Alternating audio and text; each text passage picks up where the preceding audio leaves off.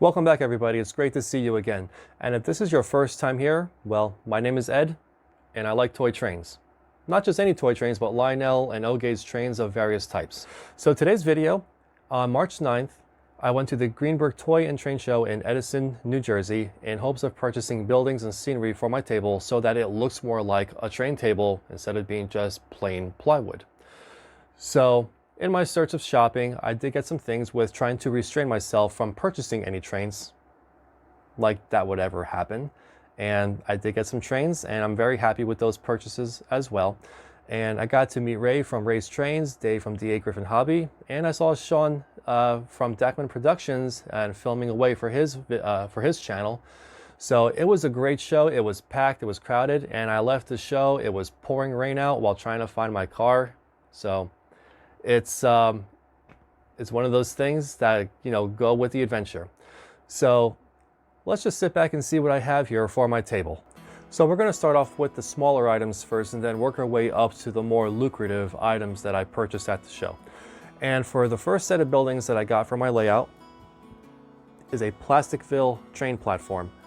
It's, it's small, it's basic, it's a start somewhere. So I guess all great things, they have a start, and this is the first one. If you have steam engines on your layout, you're going to want to have one of these, a watering tower. And it looks great. I only paid like maybe 10 bucks for this. Was that a good price for this, for $10? I think it might have been. So we're going to add this to the layout. This next piece, it caught my eye because it was weathered, kind of a little damaged. Not damaged per se, but it did show some wear on it. The switch tower. And I think it looks great. The weathering, the mortar looks all worn away, kind of powdered. This is going to go great in between my switch tracks. So I'm glad I bought this for the way it looks. Put a light inside, it'll make it look great. This next piece looks like it was ripped off of a train table and kind of re-glued back together again because it's all silicone inside. And this looks like a small warehouse. And I figured I could have a little rundown warehouse in my area because, for me, I used to work or perform work in a bunch of warehouses, and I thought this would look great on the layout. Maybe as like a maintenance shop somewhere for like trains or something, or to service freight cars. And if you have trains, you've got to have a train station. Complete in a box. And the RICO Station, I saw retail for $75. I got this for $30. And it's a complete kit, and it's all still taped up around the sides with the original tape. This is going to be fun to build, and I can't wait to light it up and do stuff with this, so it's going to be another great addition for the layout. Moving on up the line, we're going to start off with some post-war freight cars. We got a white boxcar to ship it on to Frisco. And this is really clean. Like, whoever cleaned this up did a really nice job on this. I think I got this and it was with my dad's set, but it was really ruined. But it looks really nice when it's all cleaned up. Got a flat car here, and this is pretty heavy. Not sure what it is, but you know what? It's missing some pieces on here. But I think for $5, I'm not going to complain about this. Then picked up some 2 gondola cars. This one's a bit heavier than this one, but this one has a bit more rust on the bottom of it, and for $5, I think for each of these. I keep seeing these signals, and I tell myself, maybe I can't have too much, but maybe I could have too much. These semaphore signals, I'm gonna have to start collecting these. There's just something about these, I don't know what it is, but I just like the way that they look, how they operate, and they light up. A more higher quality Lionel freight car that I saw that just caught my eye is a Hooker Chemicals tank car. I mean, looking at this car itself, for me, this is the biggest tank car I've ever had on my layout with operating springs. The orange on here looks really good. Plastic shell, unfortunately, knuckle couplers.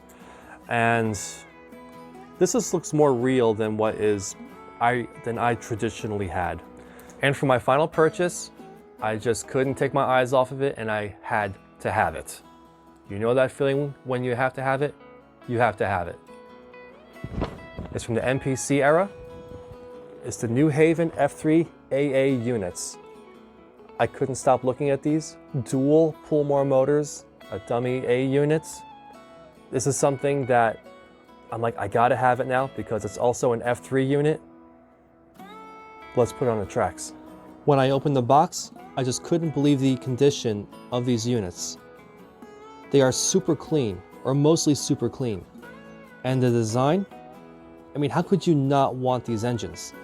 Because just by looking at these, you're gonna think, you're gonna want these on your layout.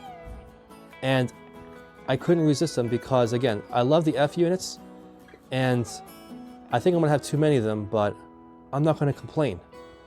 But the outside appearance of the box may appear to be a bit worn, but these engines are super clean.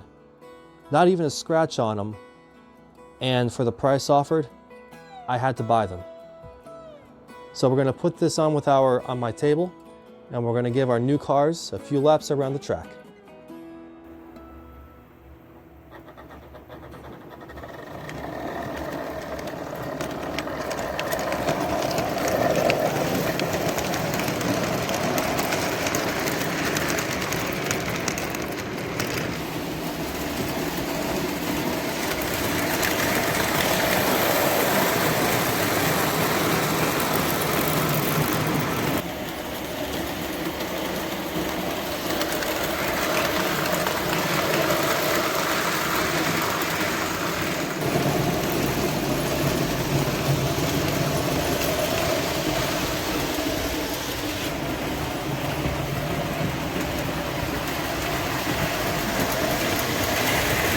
The New Haven F3 units, they run and sound great. The E units are quiet, and the motors run quiet too. I just got to do a little servicing, but this was their first time around the track, and they ran great. Nothing more than a little grease and oil wouldn't do to help them run a little more smoother. And we got a little issue with the blue gondola car uncoupling, so maybe a rubber band around that coupler, and it's all good as new again. So everybody, I hope you enjoyed the video.